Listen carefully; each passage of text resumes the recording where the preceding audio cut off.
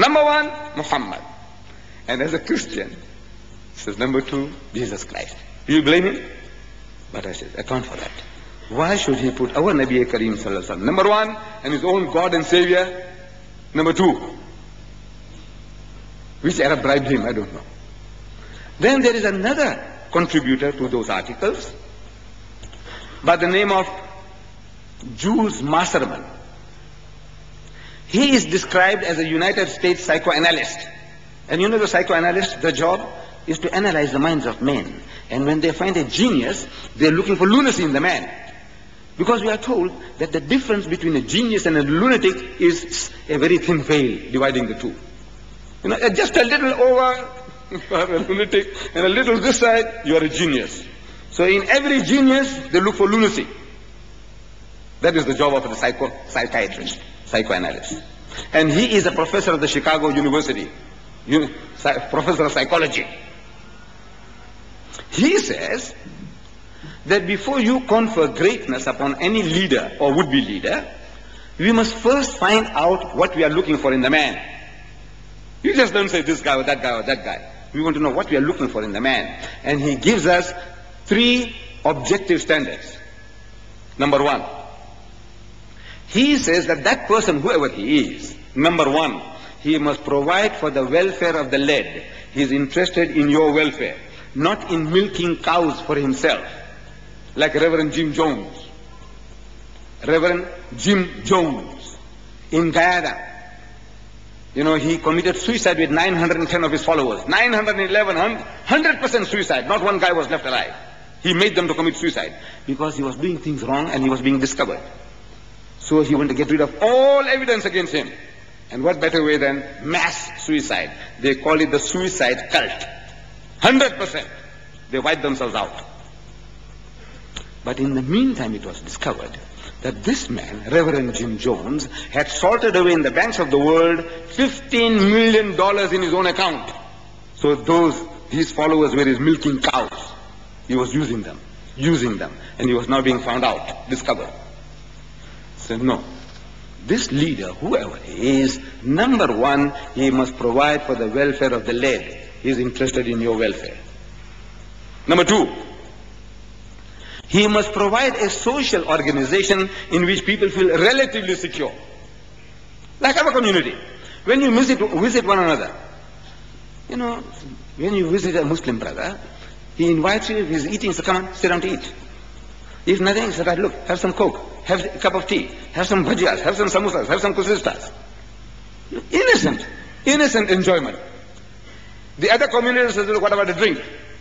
Brandy? What? You know, you see these advertisements. It says, down a lion and few satisfied. You seen that? Down a lion means lion beer, not that lion that in the bush, you see. That's too dangerous. Down a lion and few satisfied. The other guy says, big advertisements, huge placards. He said, don't be vague, say Hague.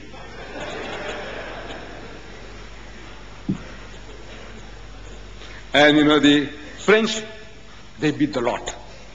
The Frenchman. There was a huge hoarding advert in Durban, 30 feet by 10 feet. And there were only 3 words. Only 3 words on that advert. And what an impact those 3 words had. You know what it was? They had the lips of a woman, well lipstick, with gleaming teeth, and with one grape, you only see the grape in the 2 fingers, and she's just about putting the grape in her mouth. That's all. But you don't see her hands, nothing. You only see the lips, beautiful lipstick lips, and the grape, and the gleaming teeth. And it's written, France, wine country. That's all. In other words, if you are a connoisseur, if you have that aptitude for that sort of stuff, when you go to France, what will you think of? Drink, drink, drink. Only 3 words. France, wine country. Says no. This person, you see, this Islam that made it so, that we have innocent enjoyments. You don't go and dance with your brother's wife? Or somebody, you want to take her to the dance? You want to do this? You want to drink? What for? No. We have innocent enjoyments. It provides a society in which people feel relatively secure. Number 3, and that person must provide for unity of belief. Whatever little differences. We have our arguments and our debates on the size of the beard. So, mashallah, you got a nice beard, but why don't you make it standard size, my brother? This brother here is so old. I said, look, man, when are you going to start keeping one? And so on and so on. He said, this moustache of yours, you are not supposed to shave. You are supposed to clip it. Do you know that? So we enjoy these luxuries. These are luxuries which we enjoy. We have our debates and our arguments, but as a people as a whole, 1,000 million, we are agreed on Ashhadu an la ilaha illallah wa Ashhadu anna Muhammad Rasulullah. That we testify that there is but one Allah and Muhammad is his messenger, the last and final messenger of God. On that, the whole Muslim world, alhamdulillah, we are agreed, whether Sunni or Shia. We are agreed. There is but one Allah and Muhammad is his messenger and is the last and final messenger of God. Unity of belief. With these three standards, he searches history. And he analyzes Louis Pasteur, the guy who discovered the microbe. Salk, he analyzes Salk, who discovered the anti-TB vaccine. And he analyzes Mahatma Gandhi and Confucius and Moses and Jesus. And he comes to the conclusion that the greatest leader of all time was who? Muhammad sallallahu alaihi wasallam. This Jew, a page 7 of the American government, he said the greatest leader of all time was Muhammad sallallahu alaihi wasallam. And to a lesser degree, whatever Muhammad did, he said Moses did the same. His hero comes number 2. We take off our hat to the man, shouldn't we? Look, what made him to say that, unless it must be so? Oh, tell me some Arab bribed him as well. Possible, but not probable.